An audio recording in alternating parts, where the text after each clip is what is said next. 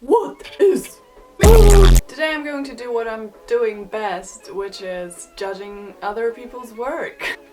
More precisely, what is this? What is this? No. More precisely, I'm going to rate movie costumes on a scale 1 to 10, and I'm going to tell you why I think some of them are bad, or why I think some of them are good, or why I like some of them. I'm going to be judging them on historical accuracy, so I'm not going to be rating like the overall design and the idea, like no, I'm too basic for that. Will you stop?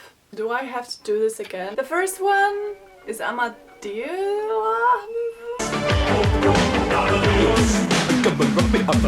It's pretty popular. It's a 1980s costume, like period drama film about Mozart, like as you could probably guess. And I think the costumes are trying to be a bit edgy and stuff, but they lack the historical like base. Almost all of the actresses and extras are wearing like horrible white wigs. It was a thing, but they looked way better, and like if you look at the paintings from the era, you can never see like the edge of the wig on the forehead, whereas like in this film it's pretty much normal, and they all kind of look like they're really cheap.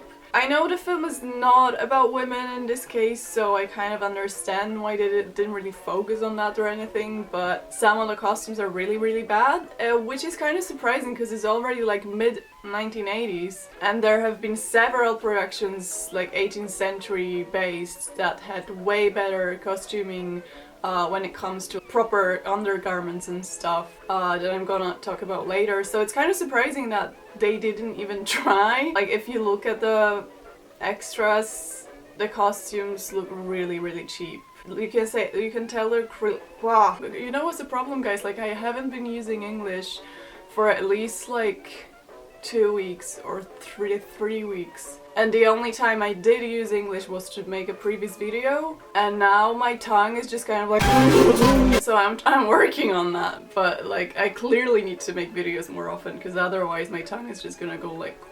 Okay, back to Ima Do. Some of the fabrics are like really bad. If you look at the dress that the girl is wearing here, it kind of looks like curtains. And I know some of the 18th century fabrics did look like curtains, but they had very specific type of pattern that you can kind of tell did not look like that. Also, like what the hell is this lady wearing? Okay, have a look at the hat she's wearing. It just looks so weird. It's way too big. Like if it's supposed to be 70s, it's way too big. If it's supposed to be 1780s, then why are all the other people wearing stuff that's 70s. And I think what made me really like pissed off when I watched the film was this scene here when Mozart's lover, she kind of undresses herself and we see this beautiful corset that's actually like quite historically accurate, except it's late 19th century. Plus it has tops, which was something that wasn't in fashion until like 1950. So I was watching it and I was kind of like, sure. I think that kind of shows why everything else is not working, because the undergarments are already wrong. When it comes to hair, I kind of understand that was the idea. Mozart is sporting this kind of 1980s rock hairdo that was popular at the time, and I kind of get the idea, like he was kind of a rock star of the era, but when it comes to clothes, they just look cheap, and sometimes you can tell a guy was making a period drama, because sometimes they're just like, sure, I mean 18th century, like frills, laces, right? Pastels, and you can kind of... My neighbor is doing her carpet right now. And you can kind of tell they didn't put that much thought into it, because they were like, yeah, let's go big, let's go wild. Obviously that's not the case for every film, because like I'm gonna talk about Lyndon later, which is like a masterpiece when it comes to costuming, and that was also made by a guy. But I feel like sometimes when the guys are not really that focused, it doesn't really work out. This gown is awful. Like this whole outfit is just really bad. What I don't like about films like that is that they kind of reinforce that stereotype about like 18th century being like the kitsch powdery kind of century with like huge white wigs, which is not always true. The first half of 18th century, for example, was like an era of women wearing their hair almost flat. It was just like curls here and there, but it was pretty much flat. And then the second bit is 1770s were quite crazy with like the big tall hair.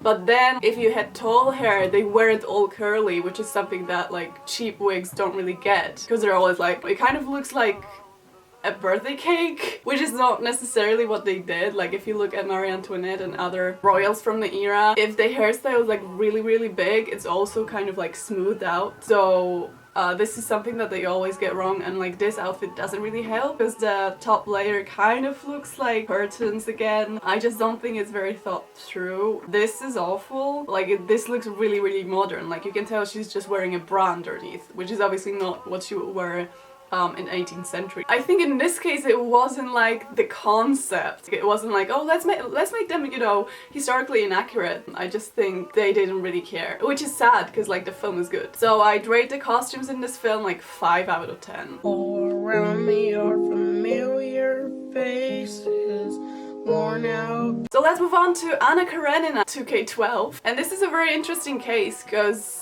if you compare it to the film we just talked about, it's kind of a similar case because it's a case of costumes being modernized and like not historically accurate, but in this case it was done so like the costume designer actually knew what it was supposed to look like and mixed it with her own ideas, because I think that was a woman. She took 1860s and 1870s fashion and she mixed it with like 1940s, 1950s Dior's new look, and you can see that, like you can see there's an idea behind it. I think what's important when it comes to like mixing styles and modernizing silhouettes is when you see a screen cap from a film, you still know which era that was supposed to be. There are some films that are kind of playing around with the idea and like trying to modernize the clothes, but then if you like take a still from the film, you can't tell when it's set, and I think that's not what the costume should be like. I think it should still give you like still give you like the feel of the era that the movie's set in. And I think Anna Karenina does that pretty well. But since we're judging historical accuracy, obviously crazy collars, the asymmetrical bodices are not very historically accurate. And some of them look a bit like modern wedding gowns.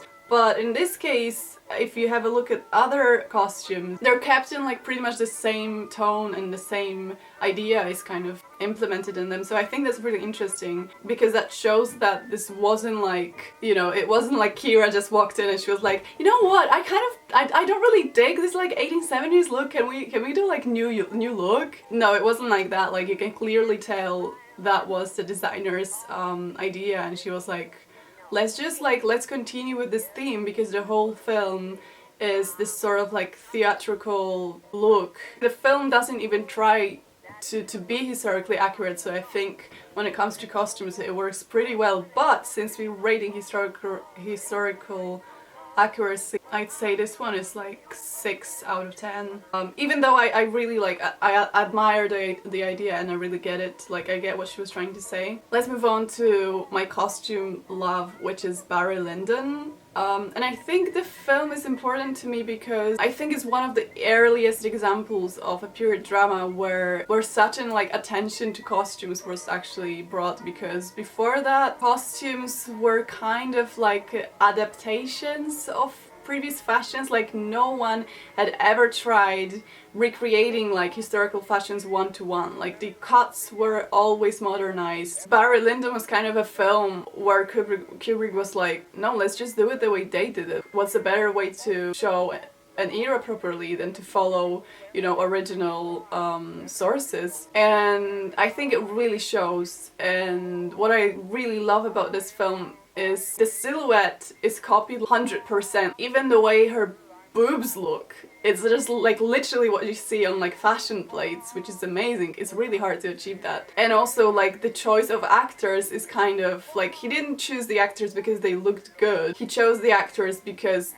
they looked like they stepped out of 18th century. Like if you have a look at the guy that plays like one of the priests or someone, just his face is, I'm pretty sure I've seen his face before on 18th century portraits. And same goes for like Marissa whatever her name is, god damn it. She just literally looks like from a fashion plate or like a portrait. If I have to nitpick, there was this one character that had her hair straight and she had like bangs. She was supposed to be like a poor lady on the countryside, but I was like, sure thing, she sure would wear bangs. But that was literally, and I think she didn't wear corset as well, but that was literally the only moment when I went kind of like, But otherwise, I mean, the whole film is stunning, but the costumes are amazing, and especially the, I don't know what her name is in the movie, but the main female character's clothes are just like, damn. This is probably the only dress I don't really like, and it's still kind of historically accurate, so I don't like the hair in this. She looks like an onion. But like this one, I'm just like,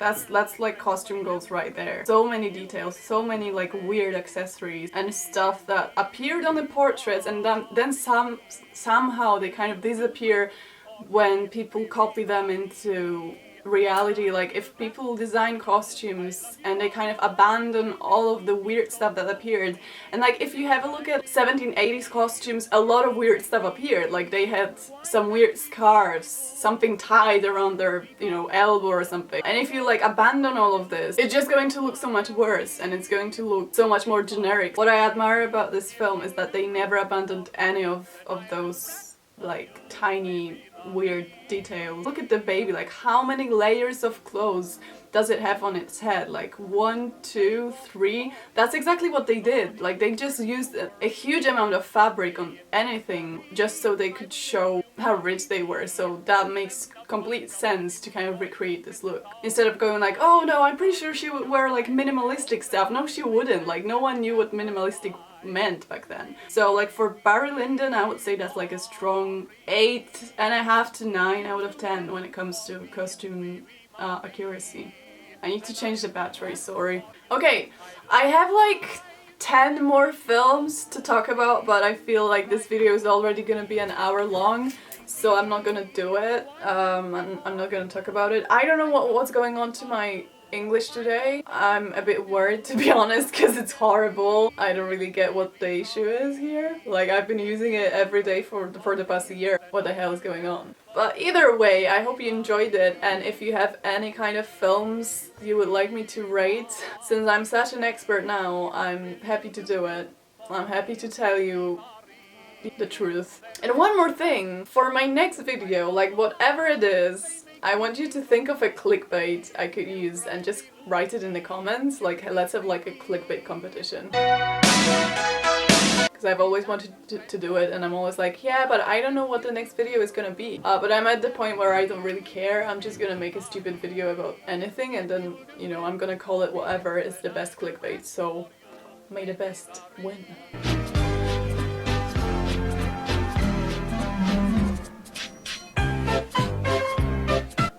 I'm freaking 24. What am I doing?